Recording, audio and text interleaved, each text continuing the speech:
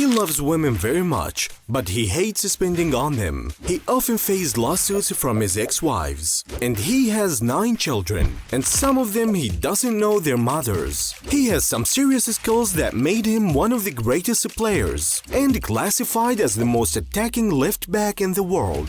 Despite his defensive position, within seconds he becomes a threat to the opponent's goal, the one with the kick that defined the laws of physics. It was the reason he became the most famous football player in the world. Roberto Carlos, from a textile factory worker to a stardom and fame. In 1973, Roberto was born in Carcha, a small village near Sao Paulo. His family owned a small coffee farm. They had to work extra hard to take care of their new baby. Roberto had a tough childhood living in a wooden house that shook in the wind. He always says, "It was my good fortune that I never slept hungry."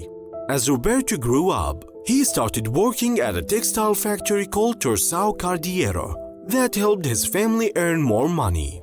After his family achieved financial stability, Roberto's father, Oscar, decided to grant him more freedom to pursue football.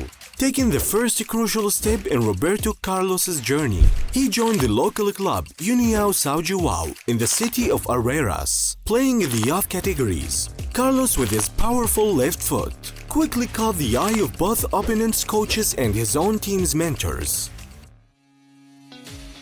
During a match, a scout from Atlético Mineiro noticed him in a poor neighborhood. The scout was impressed and tried to convince the club to sign Roberto Carlos, but they hesitated because he was already 18, and they preferred younger players. After several tries, the scout finally got Atlético Mineiro to offer Roberto Carlos a 1-year loan. If he did well, they could keep him permanently. Roberto was confident he could impress them and secure a permanent contract because he had all the skills needed to be a pro footballer. His mom always believed in his bright future, which motivated him. His dad, a football fan, gave him advice, which was crucial in guiding him toward a pro career. At a crucial point, Roberto had to decide between staying to help his family or pursuing a football career. Despite being mature and risk-averse, he chose to follow his dream, supported by his confidence and his family's trust.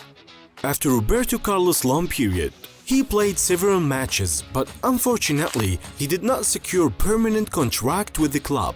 Although this was disheartening, a bright side emerged as he received an offer from Palmeiras, an esteemed club in Brazil. With this move, Roberto Carlos' journey accelerated further. At the end of the season, he was called up to the Brazilian national team at the age of 19.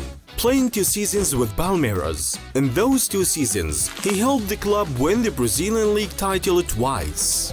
During this period, Carlos made friends, but unfortunately, he was betrayed by these friends who exploited him for money.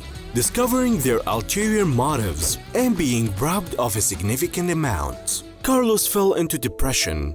However, this unfortunate incident taught him to be more careful and selective in choosing his new friends.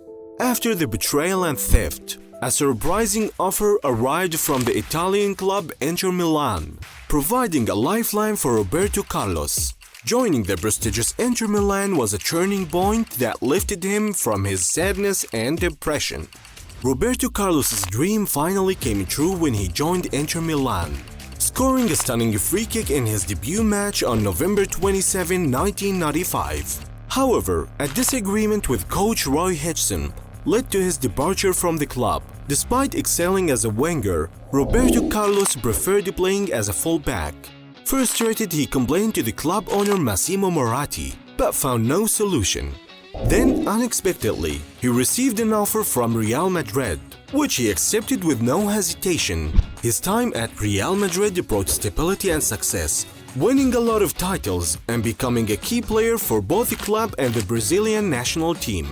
One of his most memorable moments came in 1997, when he scored a legendary free kick against France that challenged the laws of physics, leaving everyone astonished.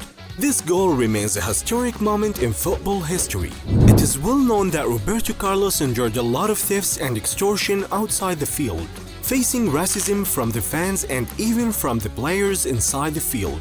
Without his determination and patience, he wouldn't have overcome all these pressures. For example, in the 1997 Clásico, while Roberto was attempting to take a corner, the Camp Nou crowd started screaming and chanting racist slogans against him, calling him mono, which is a Spanish word meaning monkey. Roberto Carlos refused to continue the match, and the referee stopped the game after silencing the opposing fans.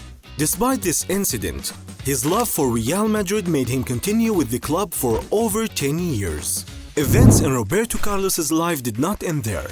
He faced another robbery on the roads and a new tragedy involving his ex-wife and children. His ex-wife filed a complaint against him, claiming that he wasn't paying child support despite their agreement due to financial difficulties, and he promised to pay the full amount shortly. However, the judge did not accept Carlos's explanation and sentenced him to 3 years in prison in Brazil. But Carlos's lawyer managed to resolve the financial issue with his ex-wife's lawyer. After the end of the 2007 season, Roberto Carlos realized that his time with Real Madrid had come to an end. He had spent 10 beautiful years with the royal club, so he decided to move to Turkey to join Fenerbahce. He spent 2 seasons there away from the spotlight and the pressure. Afterward, he returned to his homeland Brazil through Corinthians, playing with them for just 1 season.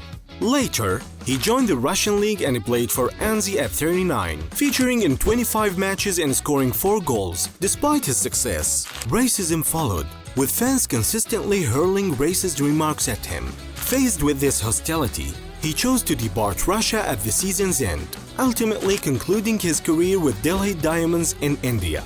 In 2016, Roberto Carlos retired from football and hung up his boots. He continued as an ambassador for Real Madrid to this day. Roberto Carlos, one of the best left backs in the world, or even the best left back, despite the racism and challenges he faced in his sporting career. Now he has many fans and people who passionately recall his story. Thank you, Roberto Carlos, for everything.